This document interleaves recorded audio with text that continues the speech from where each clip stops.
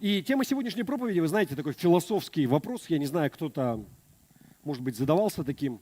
Называется «Почему я здесь?». И может быть, кто-то задавал вообще такой вопрос, вообще зачем я на этой земле? Или, может быть, кто-то задается вопросом, почему я сейчас здесь, в Якутске? Почему я в этой церкви? И я бы хотел сегодня говорить из книги «Эсфирь». Кто-нибудь читал? Кто читал книгу «Эсфирь»? Кто знает вообще, о чем там происходит? Кто не знает, мы сейчас коснемся коротко. Но вообще, на самом деле, история Эсфири завораживала людей на протяжении веков. И это история о том, как простая еврейская девушка, очень красивая, она стала царицей. То есть персидский царь по имени Ксеркс, он начинается с того, что там у него уже была жена, но такая своенравная. В общем, он ее отправил куда подальше, объявил конкурс красоты, выбрал себе новую жену, и вот как раз Эсфирь, он влюбился в нее, она стала царицей, он на ней женился. Но с этого момента, то есть история, она не такая простая, становится все сложнее. У царя Ксеркса был любимый, доверенный советник, это как министр, которого он поставил над всеми, ему должны были там воздавать почести, как никому другим кланяется. И так сложилось, что Аман, он ненавидел евреев. Сначала он ненавидел Мардохея. Мардохей это был дядя Эсфири, который, как отец, он там везде ее продвигал. То есть Аман ненавидит евреев и замышляет не просто уничтожить Мардохея, но замышляет уничтожить вообще весь народ. И Аман заходит так далеко, что он в открытую лжет даже царю. Давайте мы посмотрим книгу Эсфирь, 3 глава, 8-9 стих. Аман сказал царю Ксерксу: «Есть некий народ, разбросанный и рассеянный между народами во всех провинциях твоего царства. Их законы отличаются от законов прочих людей, а законов царя они не соблюдают. Нельзя царю терпеть их». То есть здесь вот он именно врет. И смотрите, я все места Писания буду читать из нового русского перевода. Сразу, без всяких ссылок, вы просто знаете, что это новый русский перевод. 9 стих. «Если угодно царю, пусть выйдет указ, чтобы их погубить. А я отвешу 10 000 талантов серебра в руки царских казначеев, чтобы они внесли его в царскую сокровищницу». В общем, вот так он среди застольев сказал, что давай. И в Библии даже есть дата. 17 апреля 474 года до нашей эры в этот день всех евреев должны были убить по всей империи персидской. Давайте мы прочитаем 3 глава, Эсфирь 3 глава, с 12 по 14 стих. «В 13-й день первого месяца были призваны царские писари. Письменами каждой провинции и на языке каждого народа они записали все приказы Амана царским сатрапам, наместникам провинций и князьям различных народов». На самом деле здесь называется Персидское царство, но в то время это была, сейчас называют это Персидская империя. Ксеркс I, он был царем в империи, потому что она, мы дальше сейчас коснемся, огромная территория. От Индии и до южного Египта страны. То есть вся империя делилась на сатрапии, это как губернии у нас. Во главе каждый стоял сатрап, и вот эти вот сатрапии уже, они делились на провинции. И здесь говорится, что вызвали всех писарей на языке каждой сатрапии, на языке каждой провинции, везде написали, издан был указ. 13 стих. «Письма были разосланы через гонцов во все царские провинции с приказом погубить, уничтожить и искоренить всех иудеев, молодых и старых, женщин и маленьких детей в один день, в 13-й день 12-го месяца, месяца Адара, и разграбить их имущество. Копии указа должны были дать как закон в каждой провинции и объявить во всеуслышание людям всякого народа, чтобы они были готовы к этому дню. То есть, на самом деле здесь, если на современный язык переводить, когда писалось, это был конец зимы предыдущего года, 473 год до нашей эры, рассылалось, и что вот в апреле, 17 апреля, то есть приблизительно через год, назначена была дата, когда по всей империи в этот день должны были просто убить всех евреев, имущество поделить. И сейчас я прочитаю большой отрывок, целую главу. Это основная часть, как бы наша. Кто-то сразу сделает план чтения Библии за месяц. Давайте мы прочитаем. 4 глава, то есть после этого Мордехей, он узнает, приказ он разослан везде. Все евреи знают, что осталось несколько месяцев, и все. 4 глава с 1 стиха. «Когда Мордехей узнал обо всем, он разорвал на себе одежду и, одетый в рубище и с пеплом на голове, вышел в город громко и горько плача». Вы знаете, что это было проявление горевания, разочарования, когда иудеи они разрывали одежду, посыпали пеплом, одевали рубище, то есть грубую одежду. То есть вот они страдают. Но дошел он лишь до царских ворот, потому что никто, одетый в рубище, не мог в них войти. К царю или вообще в царский дворец нельзя было войти в такой одежде. В каждой провинции, куда пришел указ и повеление царя, у иудеев была великая скорбь и пост, плач и сетование, и многие из них, одевшись в рубище, лежали в пепле. Когда служанки и евнухи из Фири пришли и рассказали ей о Мордехее, она очень встревожилась. Она послала ему одежду, чтобы он надел ее вместо своего рубища, но он ее не принял. Тогда Эстфирь призвала Хатаха, одного из царских евнухов, поставленного прислуживать ей, и приказала ему узнать, что тревожит Мордехея и почему. Хатах вышел к Мордехею на городскую площадь, что перед царскими воротами. Мордехей рассказал ему обо всем, что с ним случилось, и о точной мере серебра, которую Аман пообещал отвесить в царскую сокровищницу за истребление иудеев. Он дал ему и копии текста указа об их искоренении, который был обнародован в Сузах, чтобы он показал его Эсфири. Царь сидел в то время в Персидской империи в Сузах, городе Сузы. Чтобы он показал его Эсфире, разнесил ей и побудил ее пойти к царю, молить его о милости и просить за свой народ. Хатах возвратился и передал Эсфире то, что сказал Мордехей.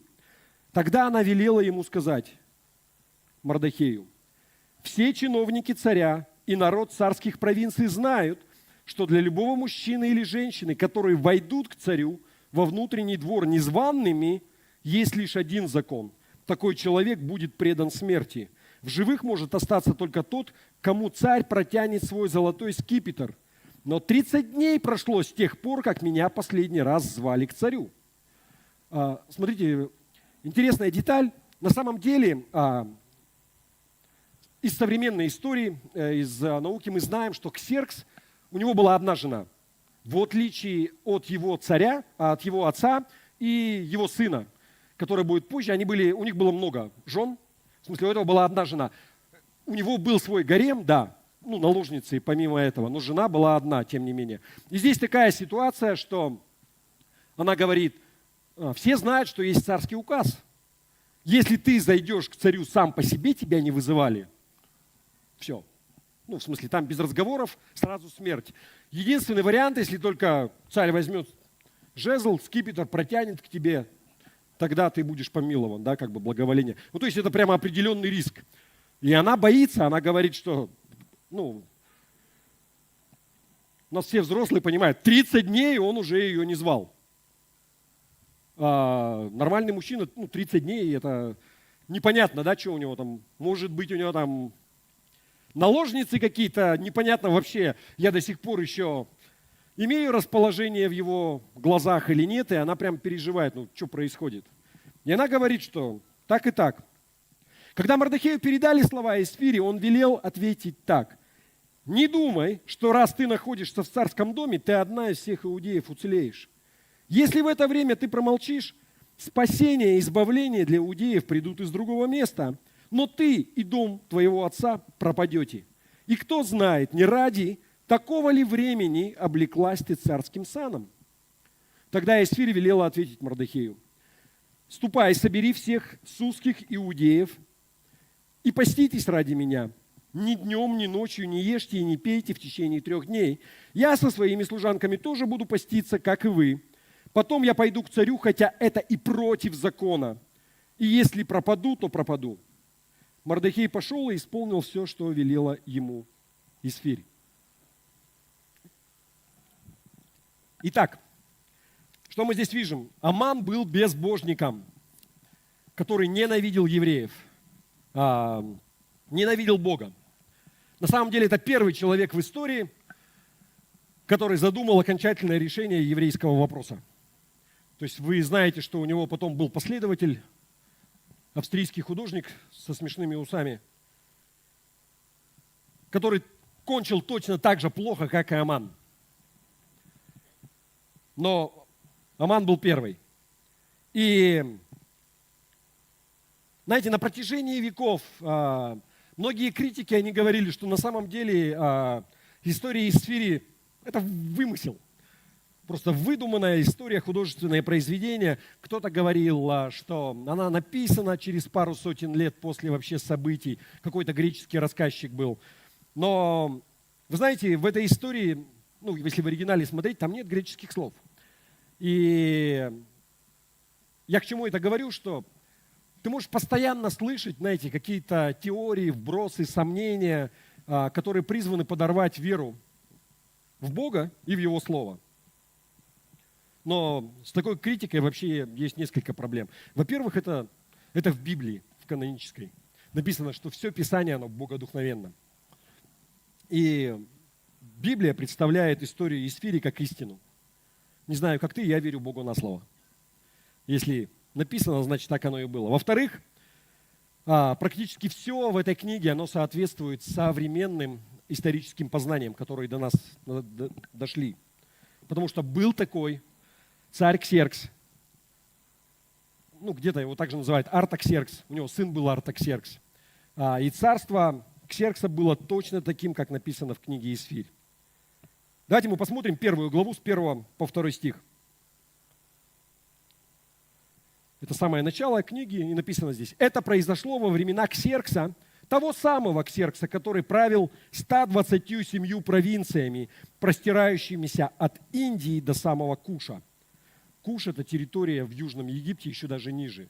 Если вы посмотрите на карту, Индия, Египет – это здесь, Аравийский полуостров, Красное море, здесь весь Ближний Восток, Иран, Ирак, то есть Персия – это, Иран – это потомки, персов. Огромная территория, просто империя. И в те времена престол царя Ксеркса находился в крепости города Сузы. Именно такой была Персия в то время, настоящая империя.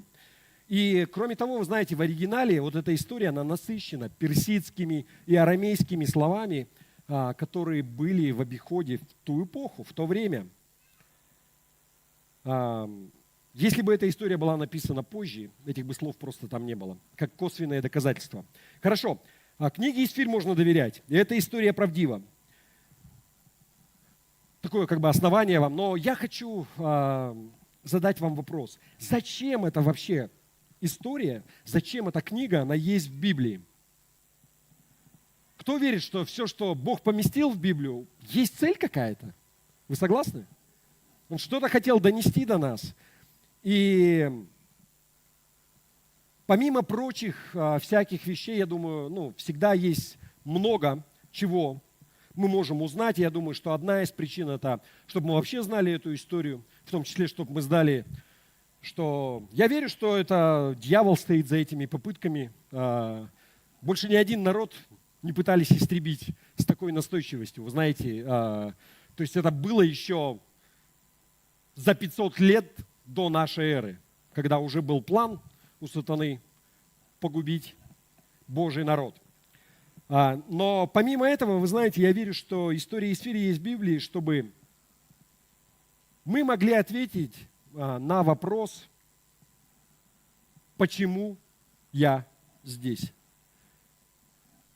Я сейчас поясню. Вы знаете, книга Исфирь – это одна из немногих. Кто-то говорит, есть 2 таких книги в Библии. Кто-то из богословов говорит, что 3 книги. Не знаю, я не мог проверить, где не упоминается имя Бога вообще. То есть в Библии, как правило, и у иудеев Ветхий Завет, Бог, Он упоминается, Он везде, имена Бога. То, что мы сегодня последнюю песню пели, Рафа, Яхве, здесь вообще никак не говорится, ни по сути, ни о чем. И другие книги – это «Песнь песней», и там, наверное, понятно, почему. Она немножко про другое. Если кто не читал, посмотрите, интересно. И еще есть Руфь. Кто-то говорит, что это. Но 2 точно. Исфирь и Песня песней.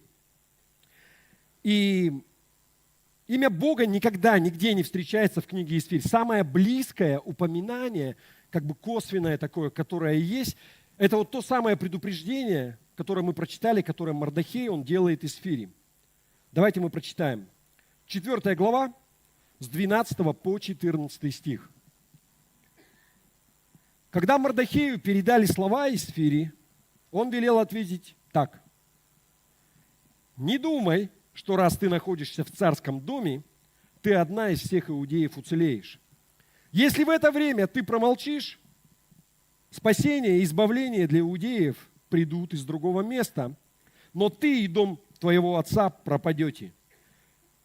Дальше, внимание. «И кто знает, не ради такого ли времени облеклась ты царским саном?» Исфирь, она боялась вообще войти к царю в покое не без оснований. То есть был закон, если ты вошел и тебя не звали, дорога одна, смерть, да? И Ксеркс был суровый. И смотрите,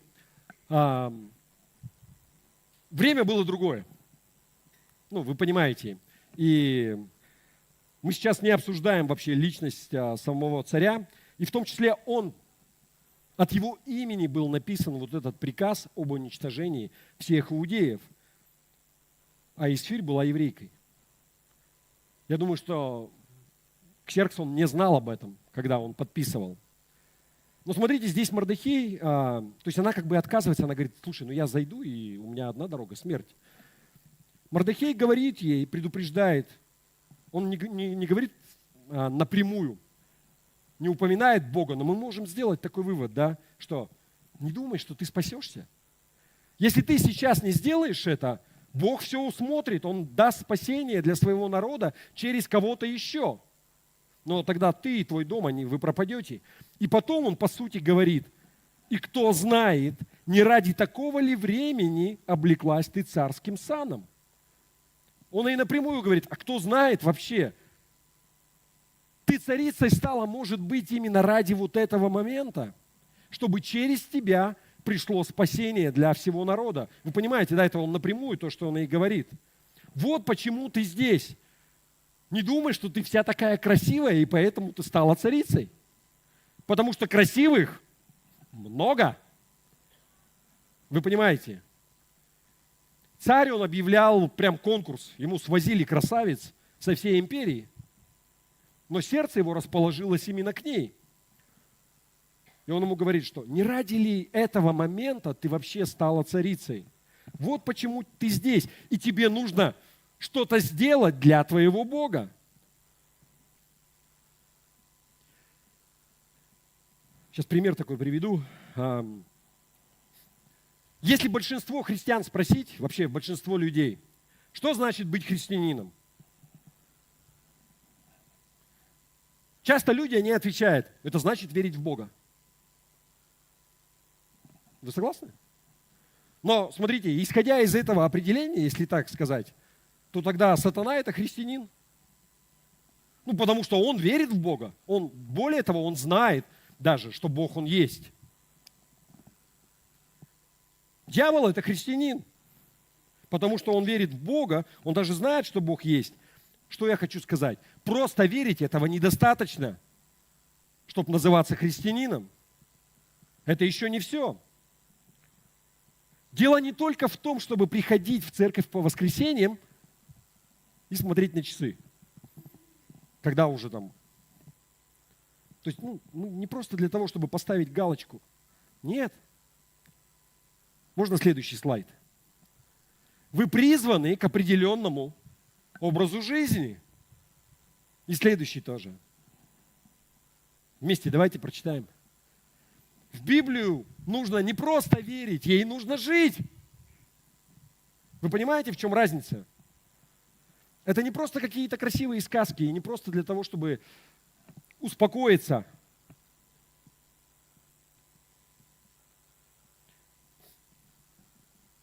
Давайте вернемся к Эсфире. Она царица, она богата, она могущественна, у нее есть влияние. Но стала ли она царицей только потому, что была хороша с собой? То есть Мордехей, ее дядя, ее опекун, он говорит ей: нет. Он говорит, что ты не заслужила того, что у тебя есть. Но ты была рождена с миссией. У тебя была задача. И хотя Мордехей не упоминает имени Бога, он по сути говорит ей о том, что Бог тебя поместил на это место, чтобы ты вот в это время сделала что-то для Него, для своего Бога. Мордехей дает ей ответ на вопрос: почему я здесь? Я хочу, чтобы каждый в зале задал себе вопрос: почему я здесь? Почему ты здесь? Можно слайд? Да. Спроси себя, почему я здесь? Ходишь ли ты в церковь только для галочки?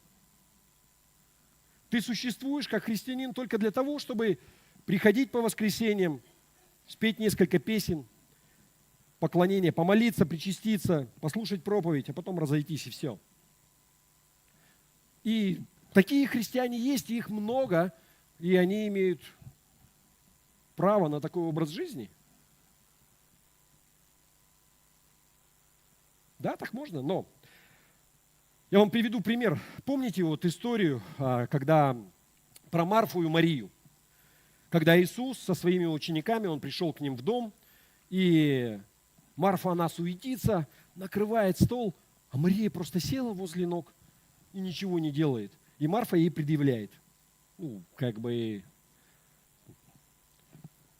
Могла бы и помочь, приготовить, стол накрыть и так далее. Но Иисус говорит, что оставь ее. И это нормально для него, потому что есть время, когда мы просто сидим, и мы спокойно поклоняемся, и мы ничего не делаем. Мы просто наслаждаемся его присутствием. И Мария просто сидит у его ног. Еще раз, есть время сидеть, ничего не делать и поклоняться. Но, смотрите, прошло несколько месяцев, и Лазарь, это брат их, которого Иисус воскресил до этого, Лазарь, Мария и Марфа, они устраивают званый ужин в честь Иисуса. Смотрите, что происходит. Давайте откроем Евангелие от Иоанна, 12 глава, с 1 по 3 стих. За 6 дней до Пасхи Иисус пришел в Вифанию, туда, где жил Лазарь, которого Он воскресил из мертвых. Здесь в честь Иисуса был устроен обед. Марфа накрывала на стол, и Лазарь вместе с другими гостями и Иисусом тоже возлежал у стола. Мария в это время взяла кувшин чистого нардового масла, которое стоило очень дорого, и вылила его на ноги Иисусу. Потом она стала вытирать его ноги своими волосами. Весь дом наполнился ароматом масла. И я сейчас пропущу вообще, вы знаете, что это прям стоило немерено, нардовое масло, потому что его привозили издалека, и благовоние, то, что ценилось на Востоке, и там прямо по каплям можно было, она просто взяла и вообще все на ноги ему вылила. И более того, еще и своими волосами это оттерла, да? Смотрите, она не сделала того же, что сделала ее сестра Мария. Вернее, ее сестра Марфа. Но до сих пор проповедники проповедуют проповеди о том, что Мария сделала. И то, что она сделала, было хорошо. Она прямо не просто делала, а вот все, что есть, прямо вот от всего сердца, вся вложилась в это. Мария что-то сделала для Иисуса. Можно следующий слайд? Смотрите, суть заключается в следующем. Когда люди действительно следуют за Богом, они что-то для Него делают. Если ты действительно веришь, и ты следуешь за Богом, то твоя вера, она производит какое-то действие, ты что-то делаешь. Иногда Бог побуждает таких людей совершать великие дела. Например, Ной, он построил ковчег, спас все человечество. Моисей выводит весь народ из Израиля из Египта. Давид побеждает великана в битве. Исфирь рискует своей жизнью, чтобы спасти свой народ. А в других случаях бывает, когда люди приходят к Иисусу, они совершают небольшие дела какие-то. Незначительные, казалось бы, но которые имеют большое значение. Маленький мальчик, который просто взял и поделился своей едой, своим обедом, который у него был. 5 хлебов и 2 рыбки. Вы знаете, что произошло? Иисус взял и накормил 5000. Женщина, которая встретила Иисуса у колодца, самарянка, после этого она вернулась в свою деревню, и она всем рассказала. Ну, посмотрите, я встретила Мессию. И все сообщество, все побежали смотреть, и их жизни, они изменились.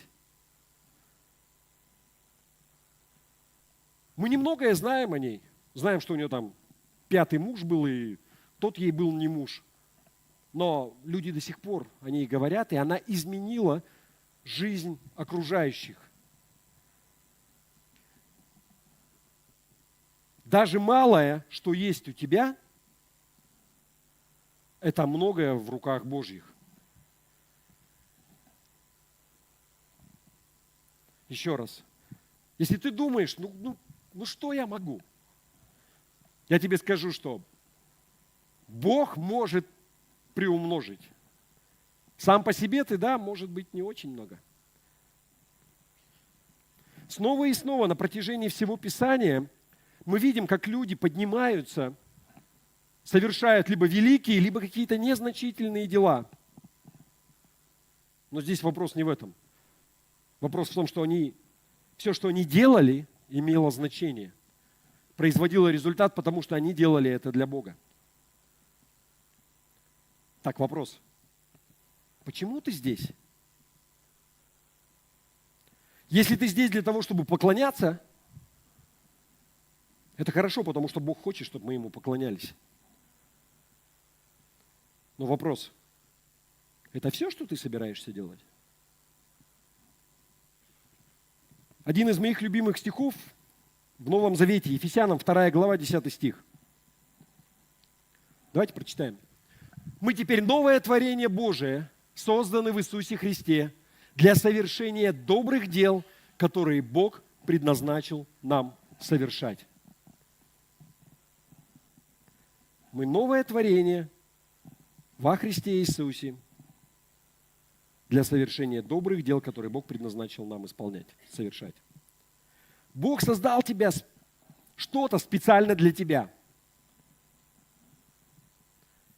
Добрые дела – это те дары, которые Бог, Он дал тебе, и только тебе. И эти дары – это доверие Бога к тебе, Его ожидание, что ты станешь Его служителем и сделаешь хоть что-то для Него.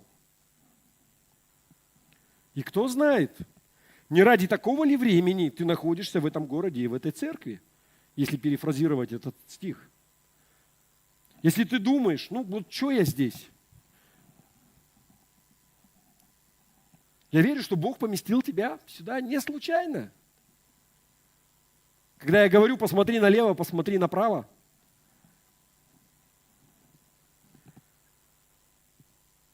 Не ради такого ли времени у тебя есть те возможности, и те способности, и те ресурсы, и те связи, которые у тебя есть? Думаешь, Бог тебе просто так что-то дал? Может быть, ты можешь что-то сделать? И я знаю, что в зале много людей, которые знают, почему они здесь. Много людей, они серьезно молятся за людей, заботятся, ободряют, пишут, звонят, на домашках ходят, ободряют друг друга. У нас готовят еду, здесь убираются. Кто-то что-то таскает, кто-то в медиа работает, кто-то на детском, кто-то ободряет тех, кто давным-давно в церкви не был, стал затворником, кто-то жертвует. Я не все перечислил, вы понимаете, да, если, но люди что-то делают для Бога. Я, может быть, что-то упустил, и простите меня, но вопрос, относишься ли ты к числу таких людей, которые делают что-то? Можно следующий слайд? Совершаешь ли ты добрые дела для своего Бога, которые Бог предназначил тебе совершать? Ищешь ли ты способ выяснить, можешь ли ты что-то сделать, что тебе по силам, по талантам и в чем есть нужда?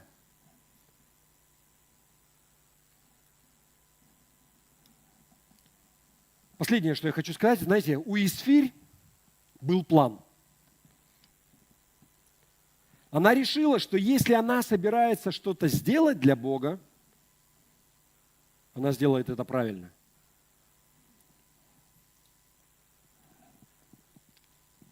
Поэтому смотрите, когда мы читаем, она с чего начала вообще? Она начала с поста. Там прямо серьезный вопрос был. И она взяла пост. Пост – это то, что делали и делают люди Божии, когда вопрос стоит о чем-то серьезном, и они хотят услышать ответ на молитву на какую-то, да? И она взяла пост на 3 дня. Более того, еще там всех сородичей, все, кто это, все поститесь и молитесь. Потому что, не каждый день такие вопросы решаются, да? У нее там вопрос жизни и смерти был. А после поста, после молитвы, которую она взяла, как вообще, что делать, она пошла к царю. И вот я просто думаю, вы знаете, вот как вот я бы поступил на ее месте. Я бы не был на ее месте, но вы понимаете. То есть я прихожу, если куда-то, ты к чему-то готовишься, ты приходишь и сразу к делу. Я бы все сразу царю бы вывалил. Что вот так и так, в общем, есть у тебя там злодей, который козни строит, и решил всех погубить. Но она так не сделала, да? Вместо этого она приходит к царю, и он рад ее видеть, она видит, что у него есть расположение к ней, он протянул жезл, и она понимает, что это, и он спрашивает ее, что ты хочешь, душа моя, да? Проси, там написано, хоть полцарства. Она ему говорит, я хочу тебя пригласить на пир, тебя и твоего министра, твоего советника. Приходите на пир. И тогда я тебе скажу. И они приходят на пир, и пир шикарный, она устраивает. Может быть, мудрость, да, вот женская. Понятно, кто женщина, вы понимаете. Если хочешь, что там мужу там, когда 30 дней не виделись, он голодный, или там давно там каких-то этих не было, может быть, не самая удачная идея. Я думаю, что, наверное, в этом мудрость есть. Но что интересно, да, во время пира его просто уже любопытство раздирает, и царь снова пытается узнать, чего хочет царица.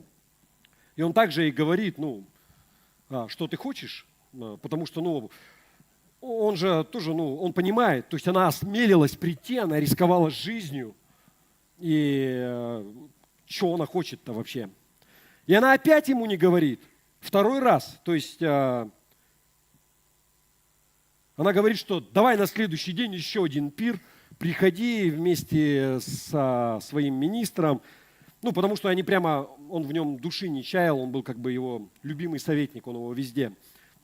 И тогда я тебе скажу. И на самом деле, почему Исфирь пригласила Ксеркса и Амана на пир не один раз, а дважды? И в Библии напрямую об этом не говорится, и есть много-много всяких разных версий на эту тему, и там больше 10. Я просто вам несколько, скажу, вот как, например, то есть Ну, кто-то говорит, что она хотела таким образом снискать расположение царя, которое ранее она потеряла. Он там 30 дней ее. Кто-то говорит, что ей оба раза просто, она не хватило смелости, духу у нее сказать. Кто-то говорит, что она хотела заинтриговать царя, создать у него впечатление, что ее просьба это не просто какой-то каприз сумасбродный, да.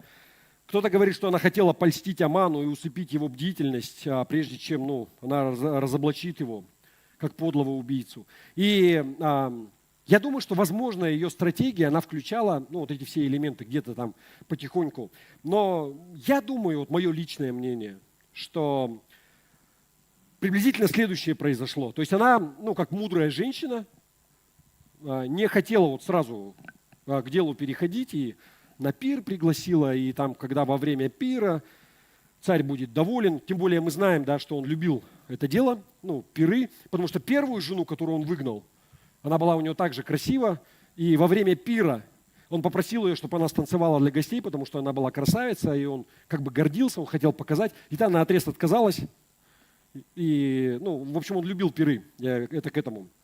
Но я думаю, что когда они пришли первый раз, и как женщина, у которой есть интуиция, может быть, Бог ей говорил, она просто поняла, что не время, нет, что-то не так.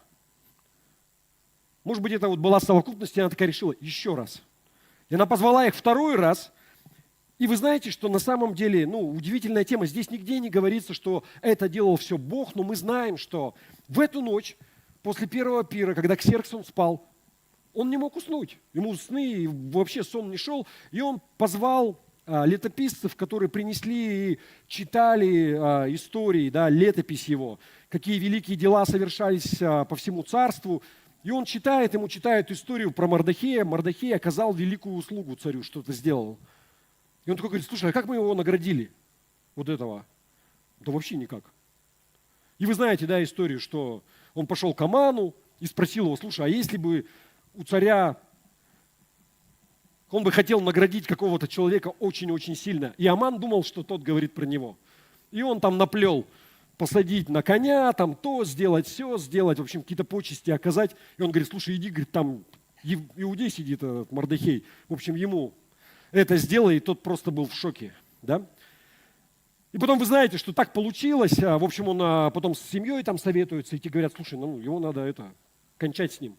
Тебе с ним жизни не будет. Он строит виселицу для Мардохея. Но Бог так все устраивает, что и во время пира, когда во второй раз она потом говорит все, и Бог так располагает сердце Ксеркса, что да как так вообще, обманом я должен убить этот народ, и он там в гневе убегает. Аман что делает? Он там падает в ноги к Эсфире, чтобы она его пожалела, там пощадила. В этот момент заходит царь, а он на ней лежит там, или как бы он говорит: ты, говорит, вообще попутал, еще и изнасиловать мою жену пытаешь. В общем, там его и вздернули на той виселице, которую он для Мардохея приготовил. Что я хочу сказать, что, смотрите, она взяла пост, она взяла молитву, она отнеслась к этому серьезно, она что-то делала и сразу не побежала там, да, какие-то вещи, была чувствительна к этому, и все состоялось так, все разрешилось.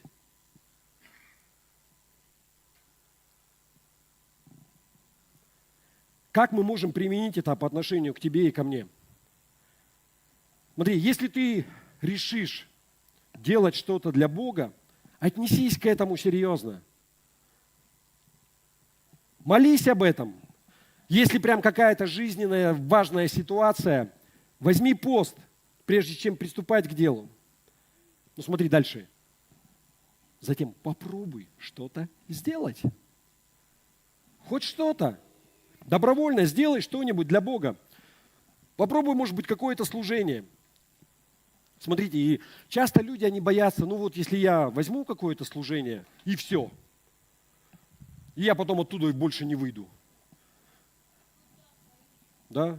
Кто везет, на том и возит. Того и грузит. Да нет.